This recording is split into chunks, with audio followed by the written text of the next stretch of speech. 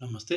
बच्चा बढ्दो उमेरमा उनीहरूको शरीरमा फिजियोलोजिकल, साइकोलोजिकल र हर्मोनल चेन्जेसहरू भइरहेको हुन्छ। त्यस्तो हुँदाखेरि बेला बेलामा बच्चाले केही खानै नमान्ने, खाना दियो भने झगडा गर्ने हुनसक्छ।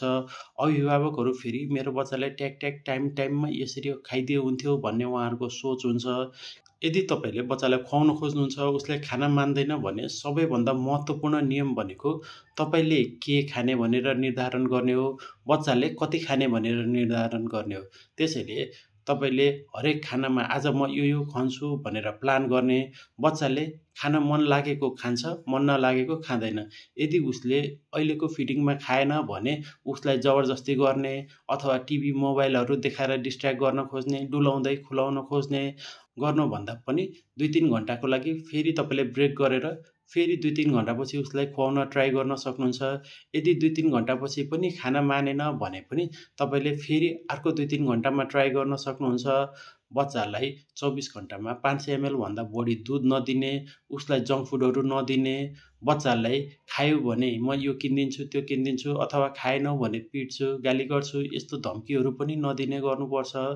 बच्चालाई ट्रेन गर्न पनि हप्तौँ महिनौँ लाग्छ। त्यही भएर 1 दिन 2 दिन तपाईँले यो टिप्सहरू फलो गर्नुभयो, बच्चाले खाएन भन्दैमा लौ यसले काम गरेन अब फेरि टिभी देखाउनु पर्यो, चक्लेट्सहरू किनिदिनु पर्यो भनेर सोच्नु पनि हुँदैन।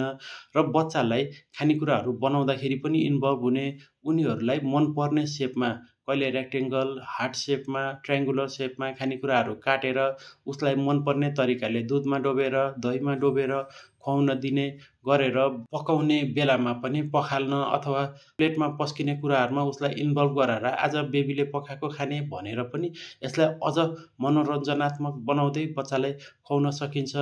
नर्मल बच्चाहरू पनि ग्रोथ स्पटहरू नआएको बेलामा उनीहरूको वृद्धि कम हुने, भोक कम लाग्ने हुनसक्छ। त्यसैले कहिलेकाहीँ 1-2 हप्ता कम खायो भन्दैमा यदि बच्चालाई ज्वरो आएको छैन, वाक्ने छेर्ने छैन, अरू समस्याहरू छैन भने हामी आत्तिहाल्नु पनि पर्दैन।